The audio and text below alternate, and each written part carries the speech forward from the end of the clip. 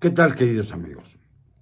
En un país como el nuestro, terriblemente mal administrado, incapaz de generar productividad, más bien el Estado se preocupa por dar bonos a quienes ya no producen.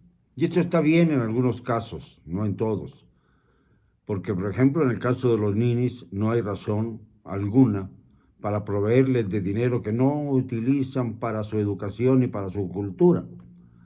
En el caso de los adultos mayores, habría que ver a dónde va el dinero que se les destina a ellos, dónde termina, porque nos han hablado de cómo comienza el reparto, pero nunca se nos dice finalmente quién es el receptor final de esos estipendios.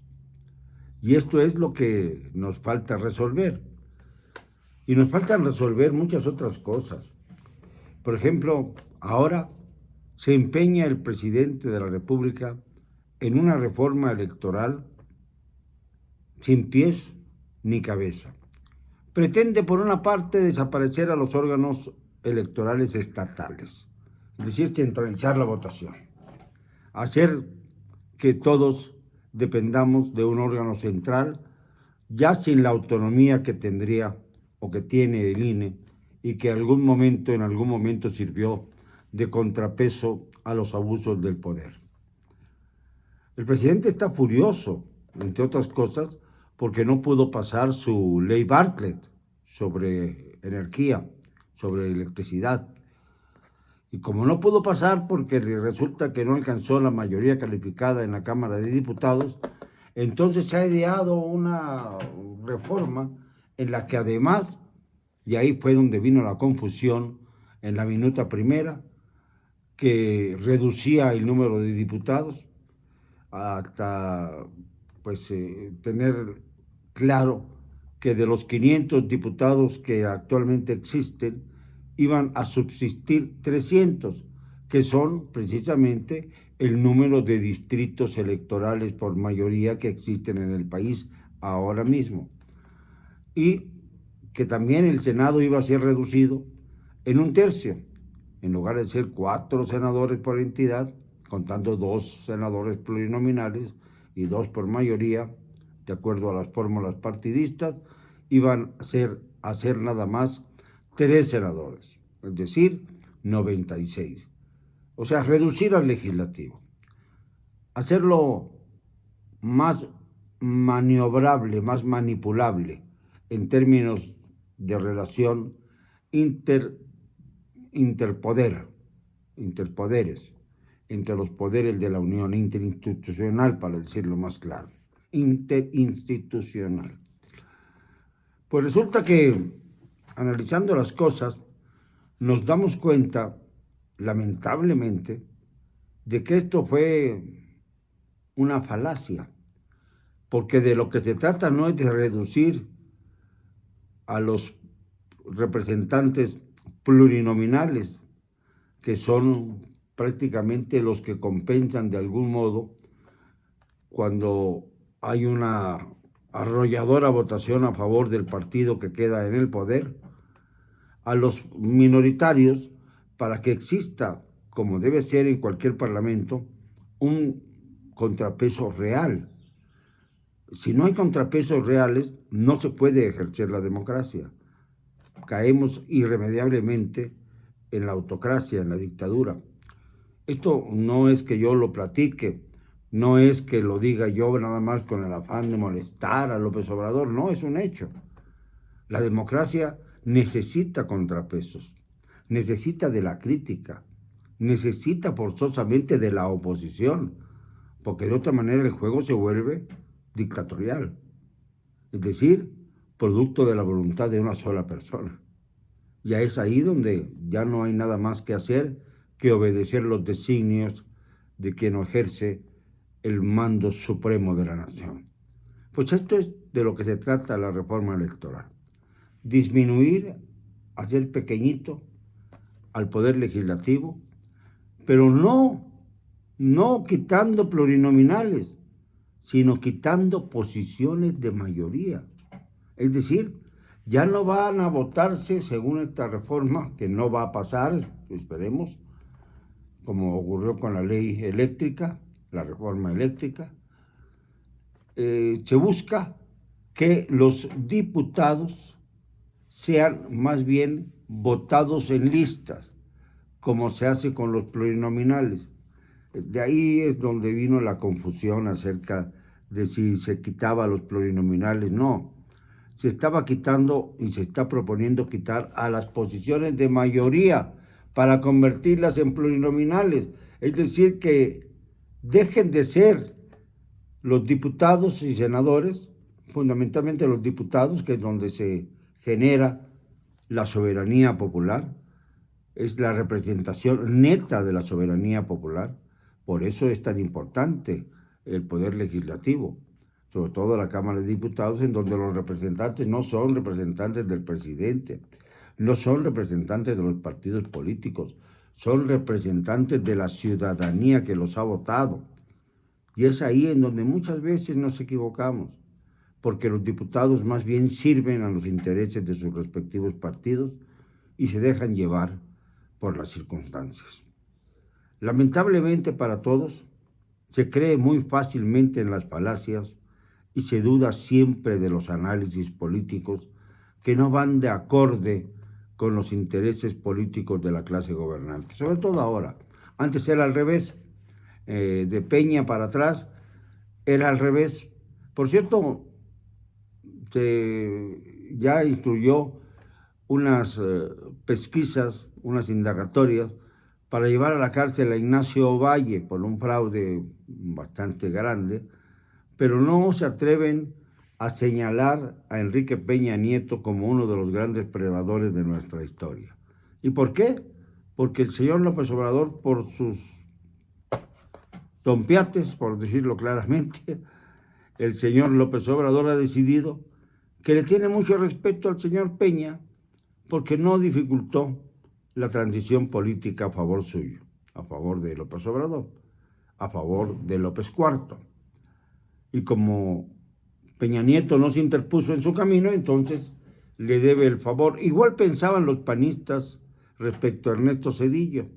Cuando culminó Fox su campaña exitosa para la presidencia, empezaron a hablar bien de Zedillo, diciendo que era una demostración de cómo debe actuar un demócrata, cuando era evidente que quien había perdido las elecciones por su mal gobierno, por su mala administración, porque habían surgido más pobres que nunca.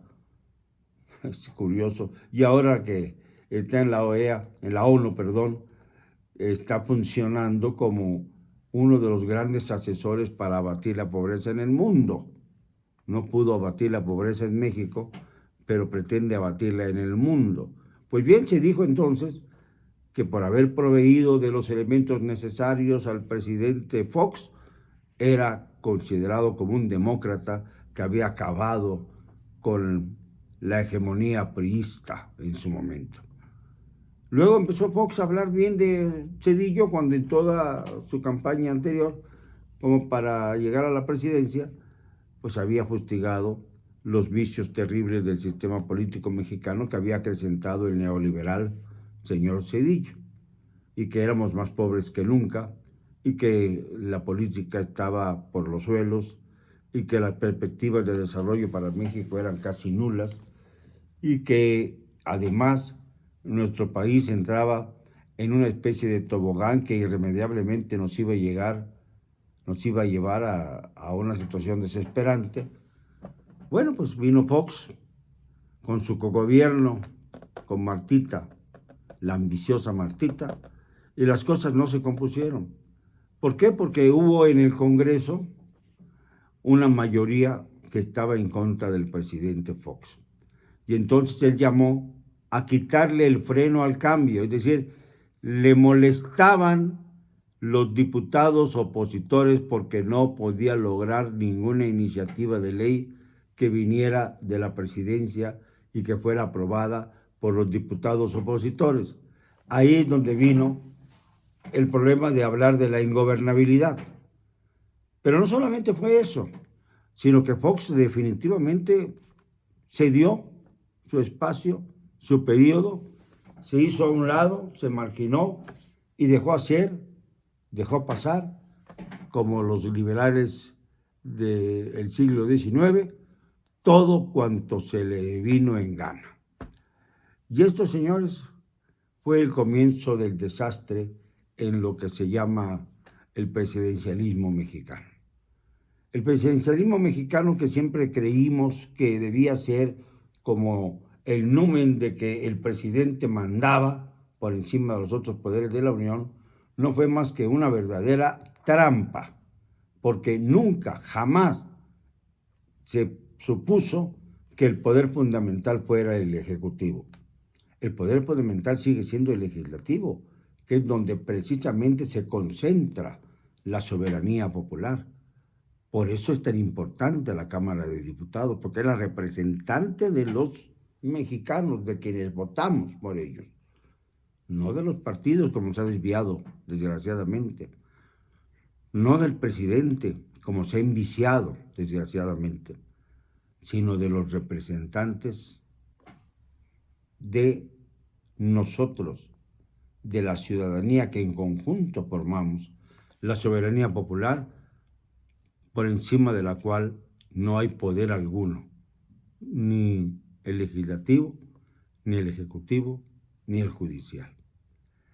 Esto vale la pena repasarlo y ponderarlo cuando se analicen los pros y los contras de esa reforma baladí electoral que está pretendiendo impulsar el presidente de la República, y que si la oposición mantiene su frente, un frente que es obligado por la situación social de nuestro país, no pasará. Pero hay que analizar por qué no debe pasar. Y no debe pasar porque la reducción de curules y escaños no se va a deber a que se defiendan las posiciones de mayoría, sino precisamente a que caigamos en lo arcaico, en decir que más bien lo que vamos a votar van a ser plurinominales que van a representar los intereses de sus respectivos partidos políticos y o del presidente de la República. Ahí está la trampa, una trampa que se viene cocinando desde que Andrés Manuel comenzó sus giras interminables por cada entidad de la República, sobre todo por las entidades en donde hay más grupos y fuerzas armadas, sin ser jamás interceptado o molestado, al contrario, se le recibía a balazo libre para el aire, pero se disparaba hacia el cielo cada vez que entraba o salía de una de las poblaciones dominadas por el narcotráfico. A ver, desmiéntame, presidente, si no digo la verdad.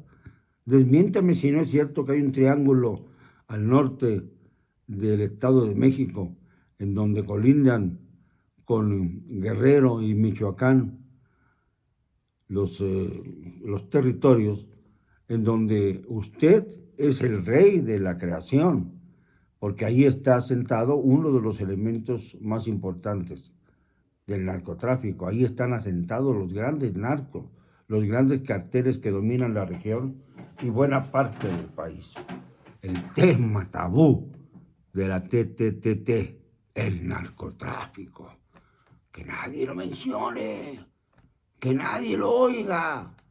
Pero el tema que no se puede tratar en las mentirosas de la mañana tiene que ver con el narcotráfico. Es más fácil indagar en cuánto ganamos los periodistas independientes. Es más fácil atacarlos diciendo que son conservadores que están apoyados por el dinero de empresarios, sin saber que todas las plataformas periodísticas informativas requieren de patrocinios. Es necesario entenderlo. ¿O por qué vamos a pensar, por ejemplo, que en el caso de Televisa y TV Azteca nunca se llega a sus dueños, pero se golpea brutalmente a quien ejercen alguna vez la libertad de expresión en esos medios? Pero no se habla de Azcárraga, qué barbaridad, ni se habla de Ricardo Salinas Pliego, no, ellos son intocables. Se habla de los periodistas, de los reporteros a los que se fustiga brutalmente y se pide de ellos sus cabezas, al más puro estilo de la mafia. Y en cambio, no se habla del narcotráfico. Nadie hable del narcotráfico. Es un tema tabú. Es un tema al que el presidente no le quiere entrar. ¿Acaso porque en donde vive o piensa vivir después de la presidencia, allá en Chiapas, cerca de Palenque, lo que menos hay son gente que no esté armada? Lo que más hay son hombres armados, ya sea en el EZLN o entre los miembros del narcotráfico. Y ahí es donde está el enclave de López Obrador.